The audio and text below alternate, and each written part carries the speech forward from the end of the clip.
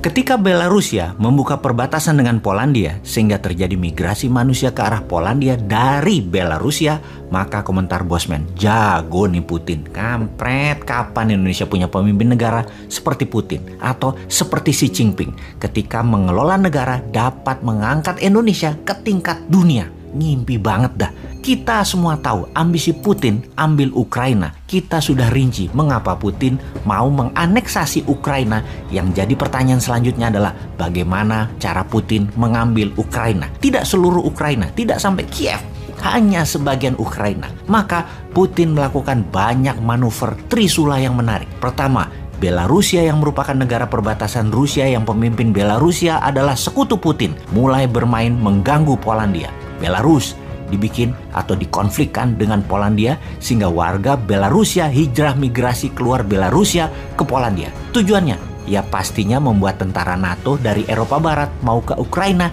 jalan darat jadi nggak bisa. Mau masuk lewat Belarusia ya bakal tidak dikasih karena lagi konflik. Saat ini sekutu NATO hanya Amerika dan Inggris yang stand alone, tidak terpengaruh gas Rusia. Sementara Jerman, Prancis, Spanyol, dan negara Eropa Barat lainnya, energi gasnya bergantung pada Rusia bahkan lebih dari 60%. Efeknya, ketika mereka mau masuk ke Belarusia atau membela Ukraina, diancam oleh Rusia dengan gas Rusia. Sejauh ini, Jerman belum berani dan negara Eropa lainnya tidak berani bergerak ke Ukraina mendukung Inggris dan Amerika karena tekanan gas Nord Stream 1 dan Nord Stream 2 milik Gazprom Rusia dikendalikan mati nyalanya oleh Rusia. Eropa Barat jadi nggak berani bergerak mereka saat ini. Kapal selam Rusia sudah masuk ke Laut Baltik. Militer Rusia jaga di Laut Baltik. Kalau NATO mau masuk hanya bisa lewat udara dengan kapal induk yang ada di posisi Laut Atlantik. Ini sangat jauh dan sangat mudah diintersep. Di sisi selatan Ukraina yaitu Laut Mati atau Dead Sea, ada negara Turki yang merupakan sekutu Putin. Erdogan sejak dikudeta Amerika yang digagalkan oleh Rusia menggunakan Rusia sekarang sebagai sekutu utamanya. Balik badan dari Amerika itu Turki. Jadi NATO menyerang Rusia atau Ukraina dari selatan, pasti Turki tidak akan kasih wilayah udaranya ke NATO. NATO hanya bisa masuk dari Gibraltar atau dari Italia yang pasti kejauhan. Dari Samudra Atlantik, dari Swedia atau dari Jerman juga nggak gampang. Ukraina saat ini sitting duck bagai bebek yang tinggal dieksekusi oleh Rusia. Sulit untuk menolong Ukraina.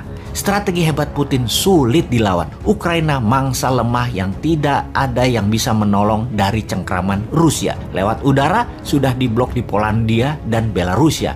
Eropa Barat ditekan melalui gas. Amerika Inggris hanya bisa serang dari Gibraltar atau dari utara Belarusia, dari Latvia. Jadi kesimpulan, lupakan NATO. Anda kalah strategi sama Putin. Apa efek perang Ukraina tersebut? Kita semua tahu harga minyak mentah di tahun 2021 naik 50% menjadi di harga sekarang sekitar $77 per barelnya. Setiap kenaikan $1, Rusia untung mendekati angka $1 billion per harinya dari minyak tersebut. Ketegangan Ukraina akan membuat minyak mentah dan harga gas naik. Ditarget naik 20%-an dari nilai sekarang ke arah $100 per barelnya. Rusia untung dari dua sisi, untung dari harga minyak dan gas, serta dapat Ukraina kalau perang terjadi antara sekutu versus Rusia. Rusia saat ini di atas angin. Di sisi lain, perang pasti berlangsung cepat. Rusia pasti tidak ambil Kiev, tapi mungkin sampai perbatasan Kiev. Lalu dunia akan resesi, slow down ekonominya ketika harga minyak ke $100 per barel. Slowdown ekonomi jadi berkepanjangan setelah COVID membuat manufaktur industri melambat. Ditambah perang Ukraina di ujung mata. Perang Ukraina akan berefek memukul ekonomi dalam negeri Tiongkok pastinya.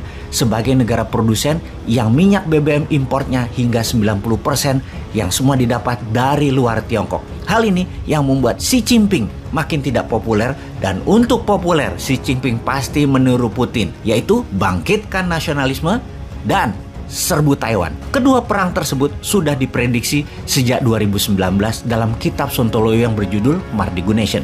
Jelas sudah mengatakan perang Laut Natuna Utara dan perang di selatan Eropa pasti terjadi. Sungguh, data ini bukan ramalan, ini analisa. full data sebelum membuat analisanya. Rusia dengan strategi Morozkova 2.0 memang punya rencana besar di Eropa dan merinci bagaimana mengambil Crimea, melepas Inggris Brexit dari Uni Eropa, melepas bangsa Katalan agar mereka merdeka dari Spanyol, mendukung separatis Baski, mendukung separatis timur Ukraina anti Kiev. Semua strategi jangka panjang oleh Putin dikerjakan desainnya sejak lama. Sejak tahun 2013 di sisi Xi Jinping dengan obor untuk mencaplok sumber daya alam suatu negara yang ditukar dengan infrastruktur yang 100% berbahan Tiongkok. Strategi Tiongkok selanjutnya adalah mengambil balik Macau, mengambil Hong Kong, dan mengambil Taiwan adalah mimpi Xi Jinping yang terus dimatangkan untuk menjadikan Tiongkok one nation, one system. Karena itu, kita harus mendesain, memanfaatkan peluang untuk menjadi negara besar, menyalip di tikungan selagi gajah dengan gajah berperang di mana-mana. Jangan cemen lah bernegara. Masa ngurusin hal-hal yang nggak penting sih, seperti kayak tentaranya misalnya. Masa tentara disuruh megangin anak-anak yang dipaksa vaksin dengan sadisnya yang membuat anak kecil bisa pada trauma semua? Atau bernegara saat ini para elitis malah sibuk membangun apa saja proyek-proyek tadi dengan hutang-hutang lagi, sibuk bagi-bagi cuan antara pengusaha dan penguasa atau istilahnya peng-peng. Sibuk atur-atur kebijakan proyek untuk mereka belah-belah di atas sana. Rakyatnya hanya dikasih info dari buzzer seakan apa yang pejabat kerjakan tidak melanggar sumpah jabatan walau KKN. Dengan buzzer, rakyatnya dibikin gak paham bernegara dan tidak tahu berita luar negeri bahwa dunia mau perang yang padahal bisa dimanfaatkan untuk Indonesia berdaulat.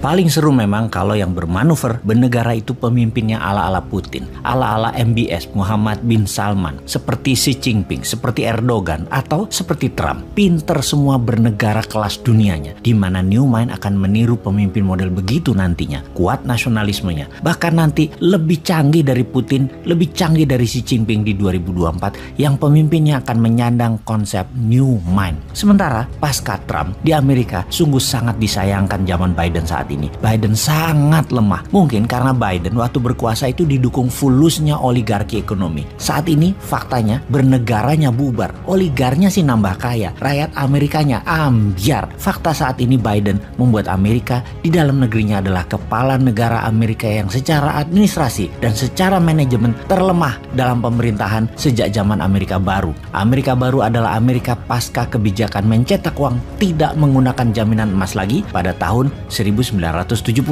Printing dolar inilah yang membuat Amerika seperkasa sekarang. Terpilihnya Biden dan Kamala Harris adalah boneka oligarki Amerika yang memilih presiden lemah. Lepasnya Afghanistan di awal jabatannya adalah bukti nyata kelemahannya, dan sekarang di dalam negeri Amerika yang namanya maling itu sudah terang-terangan. Amerika di dalam negerinya terjadi krisis ekonomi dan krisis kepercayaan yang